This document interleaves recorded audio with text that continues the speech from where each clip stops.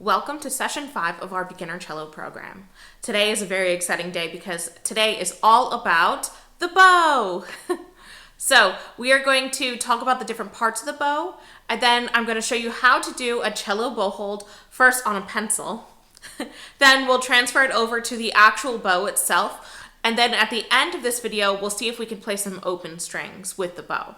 So we won't be using the left hand today, just the right hand.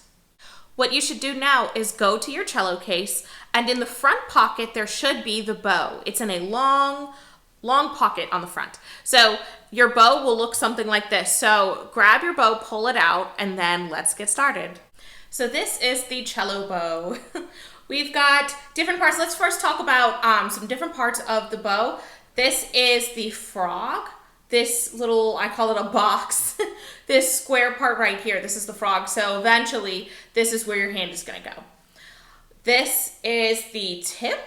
So the tip of the bow can break pretty easily, so just be careful with it. Try not to swing your bow around or bang it or jam it on anything. As you can see, my bow is a little broken at the tip, so just be careful with the tip of your bow.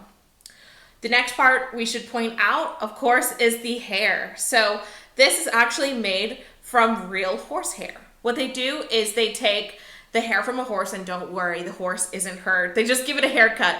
They take the hair and then they bleach it and process it so it can go on our bows. Let's see. This is the turning screw. So for this is how we're going to tighten and loosen the bow hair. Okay, so your bow should look something like this. Do you see how the stick, this wooden part, is close to the hair? So that means that this is loose, which is good. It should be loose right now if it's just coming out of your case. So the first thing we're gonna do, being careful not to touch the hair, like I just did, we're going to take the screw and turn it to the right a few times. Just remember, righty-tighty, lefty-loosey, if you've ever heard that before. So I'm going to turn my screw to the right until it gets to about the distance between, or the distance of a pencil. So that's not quite enough, so I'm gonna keep going. I'm gonna turn it maybe a couple more times. All right, so here's my bow, let's see. That looks good. All right, so this is about as tight as you want the hair. So you want to still see a little bit of a bend in the stick. Next, what you're going to want to do is put your bow down just either carefully on a table or a music stand if you have that nearby. So grab your rosin.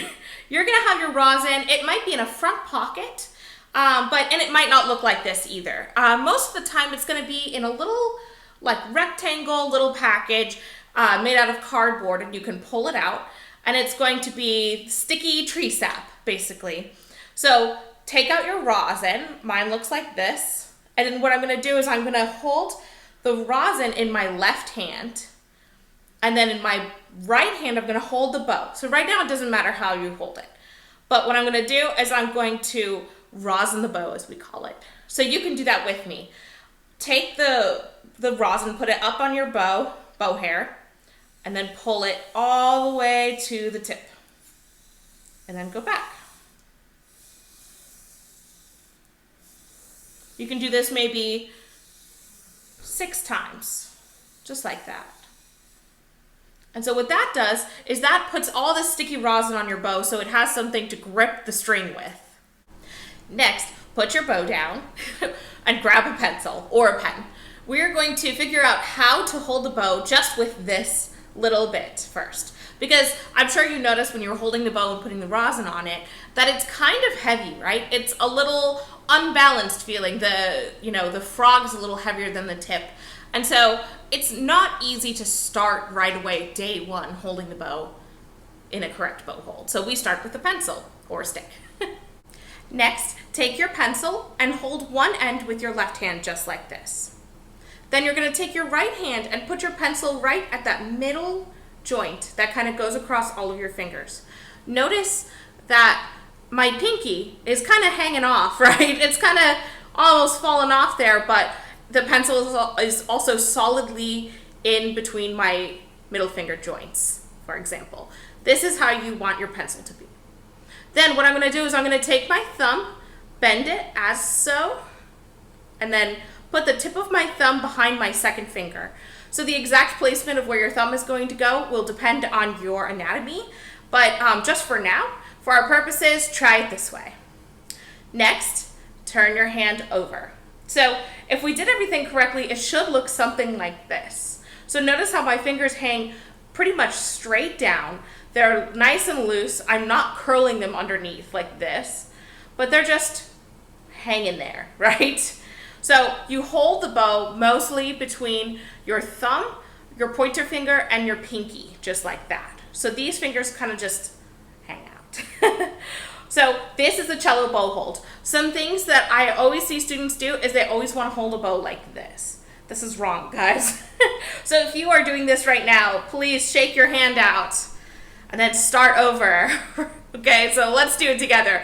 So here's my pencil, taking my right hand, putting it at this middle joint, my thumb here, turn it over, and then there it is. All right, what does yours look like? I think we're ready to try the actual bow. So here is the bow. What you're gonna do is you're gonna place your thumb right in this spot right here. So it's gonna go like this, of course on the other side, just like that. But just know that the tip of your thumb, so about right there, is gonna go in this little spot right by the frog. So take your bow, hold the stick without touching the hair with your left hand, just so it's a little more balanced and a little lighter.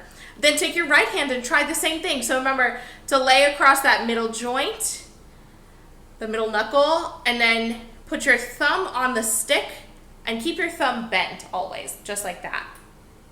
And you should have something like this. And remember, you can always hold this right now just to help us out. So while I'm holding the bow, this should feel weightless. I'm not squeezing like, oh.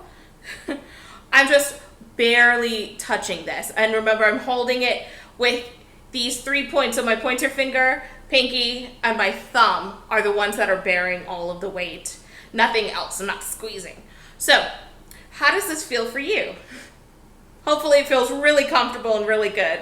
So practice this as many times as you need. This is really important to get correct. So definitely don't move on if it's not exactly right. So now we're going to play some open strings with the bow. So I have my cello here. My left hand is just gonna hang out. It's just going to relax. So what I'm gonna do is I'm going to hold the bow. Here we go. So I'm gonna get my hand ready. Okay, so just like you just practiced before, I'm gonna put my fingers on that middle joint line, bend my thumb in that same spot, and then here's my bow hold.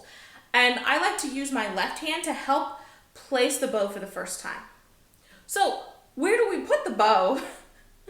We put the bow between the fingerboard and the bridge.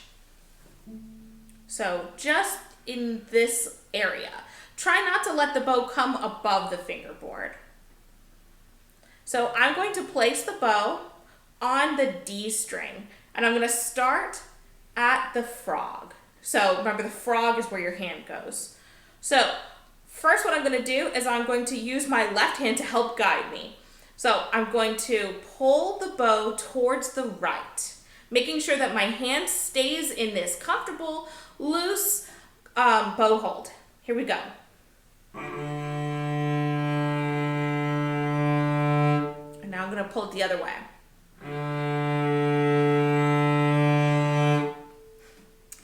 Awesome. So why don't you try that too? And the whole point of holding the bow with your left hand is just so we don't drop it right at the beginning. So try that a few times. Maybe you can try other strings too.